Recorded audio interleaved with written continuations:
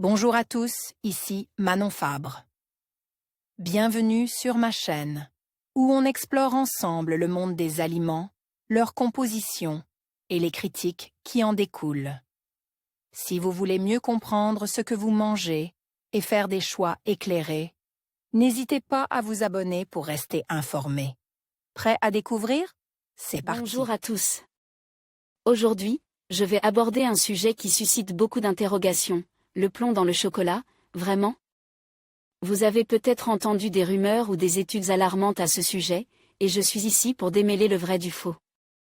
Dans cette vidéo, nous allons explorer les origines de cette problématique, les risques potentiels pour la santé, et ce que cela signifie pour notre consommation de chocolat. Restez avec moi pour découvrir la vérité derrière cette affaire qui fait tant de bruit. À quelques jours du réveillon de Noël, c'est une publication qui fait l'effet d'une petite bombe aux États-Unis.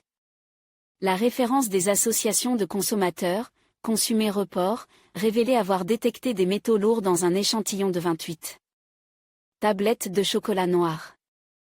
Alors que cette variété de cacao bénéficie d'une meilleure image nutritionnelle en raison de sa richesse en antioxydants et de sa plus faible teneur en sucre comparativement au chocolat au lait, les analyses ont mis en évidence la présence de plomb et de cadmium.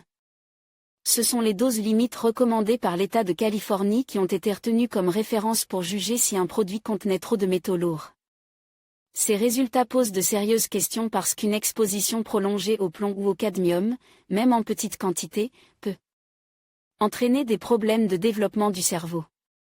Les jeunes enfants et les femmes enceintes font partie des personnes à risque. Mais tout le monde est concerné. Une exposition fréquentée au plomb chez les adultes, par exemple, peut entraîner des problèmes du système nerveux, de l'hypertension, une suppression du système immunitaire, des lésions rénales et des problèmes de reproduction, souligne le Consumer Report, par la voix de son chercheur en sécurité alimentaire. Pourquoi y a-t-il des métaux lourds dans le chocolat noir? Si seules 5 tablettes sont considérées comme sûres, tous les échantillons de l'analyse ont démontré avoir dans leur recette les 2 matières incriminées. Et il y a une raison. Concernant le cadmium, ce métal que l'on utilise pour fabriquer des écrans de télévision ou pour métalliser des surfaces se trouve en fait naturellement dans le sol. Les plants de cacao ont même la capacité de l'absorber, ce qui a pour effet d'accumuler ce métal dans les fèves. Pour ce qui est du plomb, le métal se trouve sur l'enveloppe des fèves de cacao, après la récolte. Sa présence s'accentue à mesure que les fèves sèchent au soleil, notamment parce que la poussière et la saleté viennent augmenter la teneur en plomb, d'après le Consumer Report. Le constat établi, il existe des solutions pour éviter d'avoir ces métaux lourds dans notre quart de chocolat. Il faudrait que les fèves de cacao ne touchent pas le sol, ou renouveler les cacaoyers pour utiliser les fruits de spécimens plus jeunes qui n'ont pas encore eu le temps de se charger en cadmium. Quel risque pour notre santé? Doit-on revoir notre consommation de chocolat compte tenu de ces révélations? Oui, si vous en mangez tous les jours. D'après le Consumer Report, il faut limiter ce type de gourmandise parce que l'or noir n'est pas le seul aliment à contenir du cadmium. S'il y en a dans les cigarettes, les consommateurs y sont aussi exposés avec le pain, les céréales, les pommes de terre ou encore les mollusques et les crustacés, qui sont les aliments les plus contaminés selon le Centre de lutte contre le cancer de Lyon, Léon Bérard. Il vaut mieux privilégier par précaution des tablettes de chocolat noir à plus faible teneur en cacao. Le niveau de cadmium augmenterait avec le pourcentage de cacao. À voir aussi article Le chocolat, article bientôt du faux chocolat?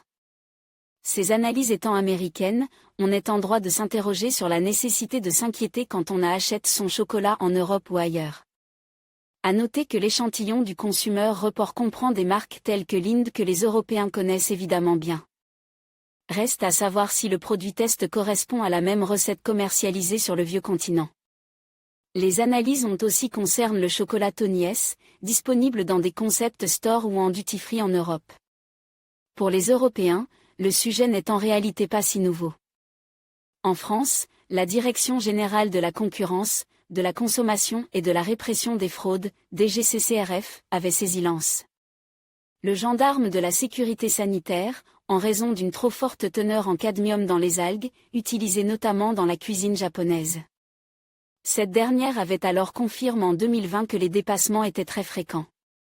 Chaque année la DGCCRF vérifiait si les consommateurs ne sont pas trop exposés aux métaux lourds en menant des contrôles sur divers aliments. Lorsqu'un échantillon ne respecte pas les doses réglementaires, diverses décisions peuvent être prises, comme le renvoi dudit produit vers le pays d'origine, une enquête plus poussée pour effectuer des analyses complémentaires ou émettre une notification d'alerte. Bref, on peut croquer sereinement notre quart de chocolat noir près du sapin de Noël, avec modération. En conclusion, la présence de plomb dans le chocolat soulevait des questions importantes sur la sécurité alimentaire et la santé publique. Bien que les niveaux détectés soient souvent en dessous des seuils réglementaires, il est essentiel de rester vigilant et informe. En choisissant des marques de confiance et en étant conscient des sources de contamination, nous pouvons tous profiter de ce délice, tout en préservant notre santé. Merci de nous avoir suivis dans cette exploration, et n'oubliez pas de partager vos réflexions sur ce sujet.